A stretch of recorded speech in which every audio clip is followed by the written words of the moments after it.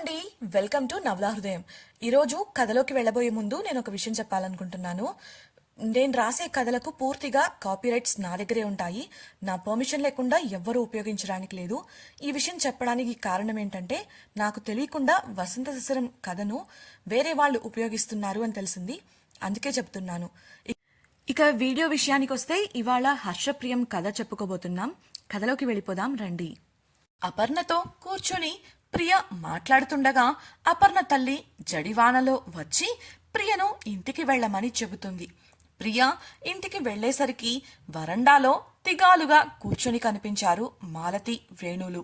వారి ముఖాలలో దిగులు గమనించిన ప్రియ మనసుకు కీడు శంకిస్తుంటే కంగారుగా వారికి దగ్గరకు నడిచింది. గొడుగు ముడుస్తూ, ఈ సమయంలో వచ్చారేంటాంటీ? అరెరే, మీరు కూడా పూర్తిగా తడిచిపోయారు, ముందు ఇంట్లోకి పదండి అంటూ వారిని ఇంట్లోకి తీసుకువెళ్ళింది. ప్రియను చూసి విషయం తెలిసిన మాలతి, వేణులు ముఖముఖాలు చూసుకోగా వారికి మంచినీళ్లు, టవల్స్ అందించిన ప్రియ, చెప్పండి ఏం జరిగింది అని అడగగా ఆమె వంక దిగాలుగా చూశారు వారు. ప్రియకు విషయం ఎలా వివరించాలో వాళ్లకు అర్థం కాలేదు. అప్పటికి ధైర్యం చేసి మాలతి నోరు తెరిచి, ప్రియా, హర్ష టౌన్కు వెళ్ళాడు కదా అనేంతలో ఆమెకు దుఃఖం ఆగలేదు. కుమిలి కుమిలి ఏడుస్తూ బాధను నియంత్రించుకోలేకపోయింది. ప్రియ అందుకొని, హర్ష టౌన్కే వెళ్ళాడాంటీ, ఈ వర్షం వల్ల ఎక్కడో ఆగి ఉంటాడు అని చెప్పేటప్పుడు కరెక్ట్గా ఏడుపందుకుంది మాలతి.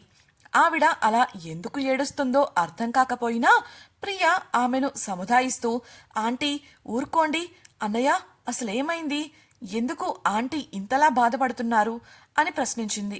ఆమెకు ఏమని చెప్పాలో ఎలా చెప్పాలో అర్థం కాక తలదించుకొని తల్లిని ఓదారుస్తూ వీపు నిమురుతూ ఉండిపోయాడు వేణు.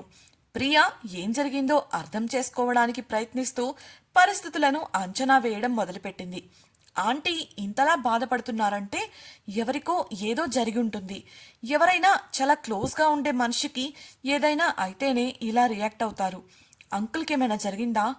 లేదు లేదు, అంకుల్కి ఏదైనా అయి ఉంటే ఆవిడ ఇక్కడికి ఎందుకు వస్తారు?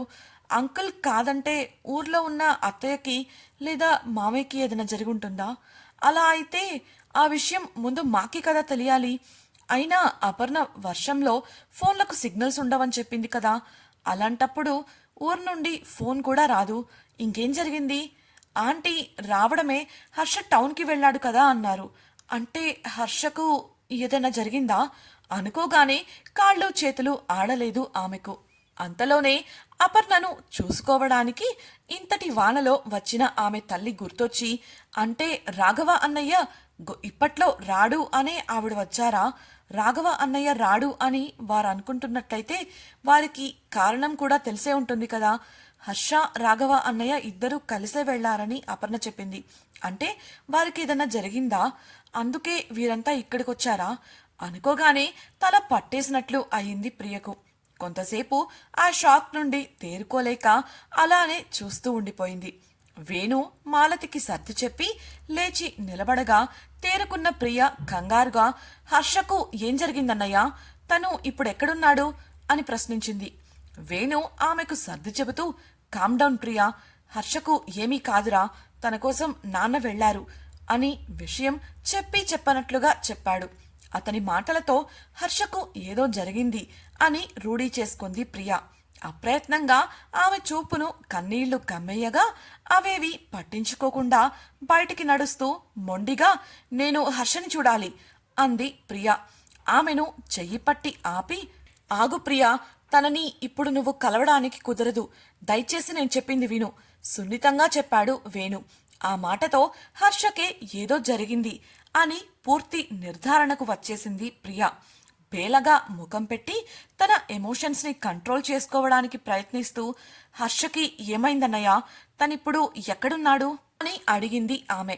ఆమె కలువ కళ్లను కన్నీటి అల కమ్మేయగా దానిని కంటి కొసలను దాటకుండా నియంత్రించడానికి ప్రయత్నిస్తోంది ప్రియ. ఆమె అలా అడిగేసరికి ఎలా విషయాన్ని ఆమెకు చెప్పాలో అర్థం కాక తచ్చిట్లాడాడు వేణు. ప్లీజ్ అన్నయ్య చెప్పండి అన్న ప్రియకు ఏదో గుర్తొచ్చి, రాఘవ అన్నయ్య కూడా హర్షతోనే ఉన్నాడు కదా అని ప్రశ్నించింది.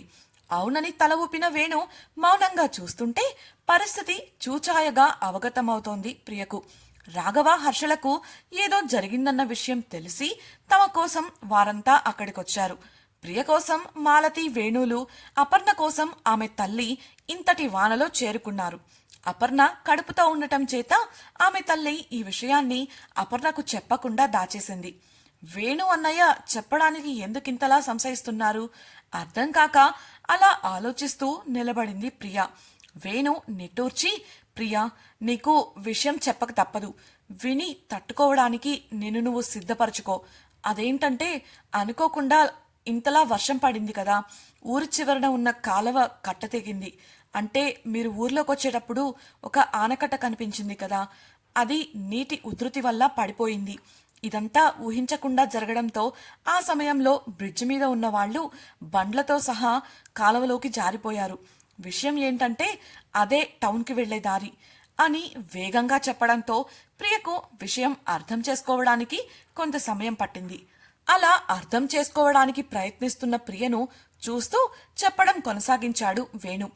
ఆనకట్ట పడిపోయిన సమయంలో చూసిన వాళ్లు కాలువలో కొట్టుకుపోయిన బండ్లలో ఎరుపు రంగు ఆడీ కారు ఉందని చెప్పారు. ఈ ఊరికి అలాంటి కార్లు రావడం అరుదు. చెప్పడానికి సంశయిస్తూనే ప్రియ ఎలా స్పందిస్తుందో అన్న కంగారులో చూస్తూ చెప్పాడు వేణు. అతని మాటలు విన్న ప్రియ గుండె బరువెక్కగా అప్పటి వరకు కంటి అంచున బంధించిన కన్నీరు కట్టలు తెంచుకుంది. కారణం, తాము ఊరికి వచ్చింది తమ రెడ్ కలర్ ఆడీ కార్లో. హర్ష టౌన్కు వెళ్ళింది కూడా అదే కారులోనే. హర్ష కాలువలో కొట్టుకుపోయాడు అన్న వార్త ఆమెను ఊపిరి కూడా తీసుకొనివ్వడం లేదు. ఎలా స్పందించాలో కూడా అర్థం కాక భావరహితంగా బొమ్మలా నిలబడిపోయింది. వేణు ధైర్యం చెబుతూ, వాడు క్షేమంగా ఉండటానికి ఇంకా కొంత ఛాన్స్ ఉంది ప్రియా అని అనగా ఆమె కళ్ళల్లో చిన్న మెరుపు మెరిసి ఆశగా చూసింది ప్రియా. మన హర్షకు స్విమ్మింగ్ బాగా వచ్చు. వాడు టైంకి రెస్పాండ్ అయి ఉంటే ఈజీగా తప్పించుకొని ఉండొచ్చు. అందుకే నాన్నగారు మనుషులను తీసుకుని కాలువ దగ్గర వెతికించడానికి వెళ్లారు. నువ్వు కంగారు పడకు ప్రియా, వాడి మంచితనానికి వాడికి ఏమీ జరగదు సర్దు చెప్పడానికి ప్రయత్నించాడు. ప్రియా మారు మాట్లాడలేకపోయింది. మౌనంగా రోధిస్తూ బయటకు నడవపోతుంటే ఆమెను ఆపి, ప్లీజ్ ప్రియా, అర్థం చేసుకో. ఇప్పుడు మనం అక్కడికి వెళ్ళలేం.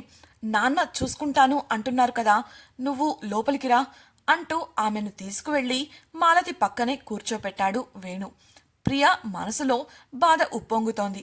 ఇప్పుడిప్పుడే హర్షను అర్థం చేసుకుంది.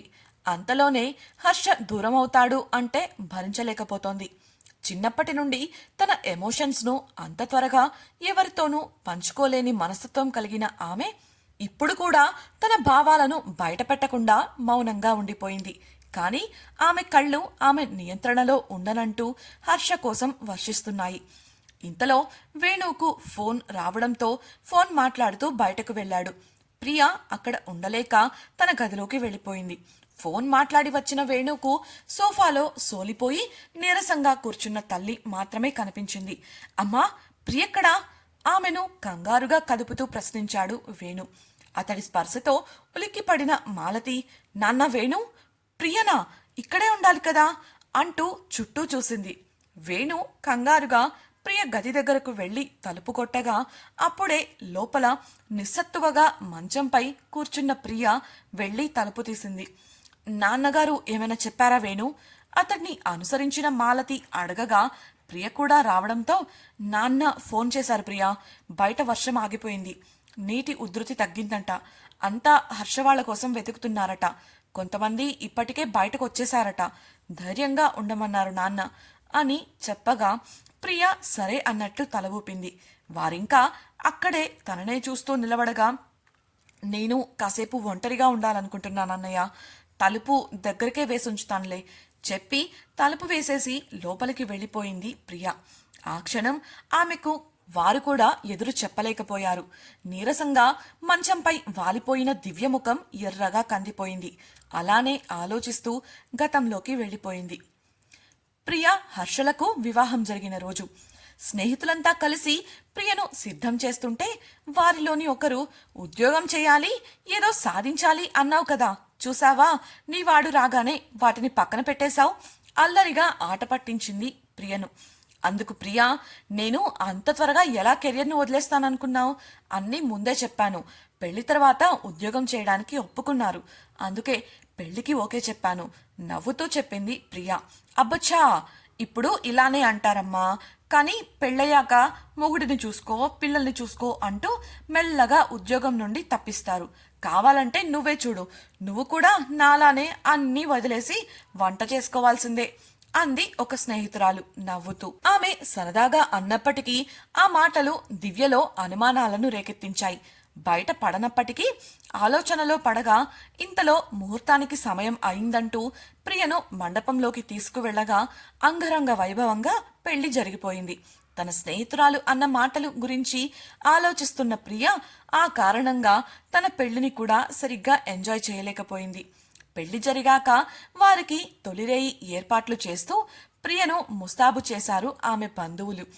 ప్రియ దూరపు బంధువు వరుసకు పిన్ని అయ్యే ఒకరు వచ్చి, ఇదిగో ప్రియా, పెళ్ళయ్యాకెలాగో మొగుడు మన మాట వినడు, కానీ నువ్వు అడగాలనుకున్నవి ఏవైనా ఉంటే ఇవాళే మంచి టైం. ఇవాళ నువ్వు ఏదడిగినా నీ భర్త కాదనడులే, అవసరం అలాంటిది మరి అని అల్లరిగా చెప్పగా ప్రియ అమ్మమ్మ ఆమెను వారించి, నువ్వు అవేవి పట్టించుకోకే పిల్ల, నీ భర్తతో సంతోషంగా ఉండు. మాకు మరో తరాన్ని చూసే అవకాశం ఇస్తే చక్కగా నీ పిల్లలను చూసి వారితో ఆడుకుంటూ మురుసుకుంటాం. చల్లగా ఉండండి అని మనస్ఫూర్తిగా ఆశీర్వదించింది.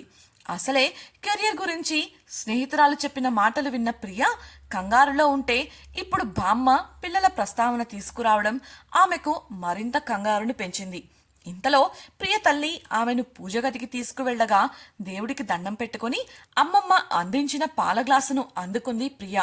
ఆమెను గదిలో వదిలి దగ్గర బంధువులంతా ఆమెను, హర్షను మనస్ఫూర్తిగా దీవించి బయటకు వెళ్ళిపోగా చివరిగా బయటకు వెళ్లిన బామ్మ, ఓయ్ మనవడా, సంవత్సరం తిరిగేసరికి మాకు శుభవార్త చెప్పాలి నవ్వుతూ చెప్పి తలుపులు మూసేసింది. ఆ మాటకు చిన్నగా నవ్వుకున్నాడు హర్ష.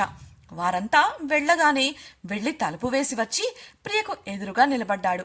ప్రియ ఎలా అయినా తన కెరియర్ గురించి స్ట్రాంగ్గా హర్షకు చెప్పాలని నిర్ణయించుకుంది. కానీ ఎలా చెప్పాలా అనుకుంటూ ఆలోచనలో ఉండగానే ఆమె ముందుకు వచ్చి నిలబడ్డాడు హర్ష. ప్రియను, అదే తన అందమైన అర్ధాంగిని కనులారా చూసుకున్న హర్ష మురిసిపోతూ ప్రియా అని నోరారా ప్రేమగా పిలిచాడు. అతని పిలుపుతో ఈ లోకంలోకి వచ్చిన ప్రియకు అతని పిలుపులోని తీయదనానికి మనసు తేలికపడినట్లు అనిపించింది. అంతలోనే, ఇదేంటి, నేనిలా కరిగితే ఇక నా కల కలగానే మిగిలిపోతుంది, ఎలా అయినా తనతో మాట్లాడాలి దృఢంగా అనుకుని తల ఎత్తి చివుక్కున చూసింది ఆమె. ఆమె సమయం తీసుకోవడంతో అప్పటికే ఆమె కంగారు పడుతుంది అనుకున్న హర్ష ఆమె భుజాల చుట్టూ చేతులు అల్లి, ఎందుకు ప్రియా ఈ కంగారు, నేనే కదా ఉంది అని సున్నితంగా అడగగా అతనితో మాట్లాడాలని తల ఎత్తిన ప్రియ అతని చేతులను దూరంగా తోసింది. ఏంటి ప్రియా, ఏమైంది అడిగిన హర్షకు అతని కళ్ళల్లో కనిపిస్తున్న ప్రేమకు ప్రశాంతతకు చూపు తిప్పేస్తూ, నేను మీతో కొంచెం మాట్లాడాలి దృఢంగా అంది ప్రియ. ప్రియ హర్షల మధ్య దూరం పెరిగేలా గతంలో ఏం జరిగింది? హర్ష ప్రియకు అంతలా భయపడటానికి కారణమేంటి? ఇంతకీ హర్ష రాఘవలకు ఏం జరిగింది? ఈ ఆపద నుండి తప్పించుకున్నారా లేదా? హర్షకు ఏదైనా జరిగితే ప్రియ పరిస్థితి ఏంటి తెలుసుకోవాలనుకుంటున్నారా? అయితే ఛానల్ను సబ్స్క్రైబ్ చేసి హర్ష ప్రియం నెక్స్ట్ పార్ట్ వినేయండి. మీకు ఈ వీడియో నచ్చినట్లయితే లైక్ చేసి మీ సన్నిహితులకు షేర్ చేయండి. మీ అభిప్రాయాలను మాతో పంచుకోవడం కోసం కామెంట్ సెక్షన్లో తెలియజేయగలరు. ఇట్లు మీ నవల హృదయం team. Thank you for listening.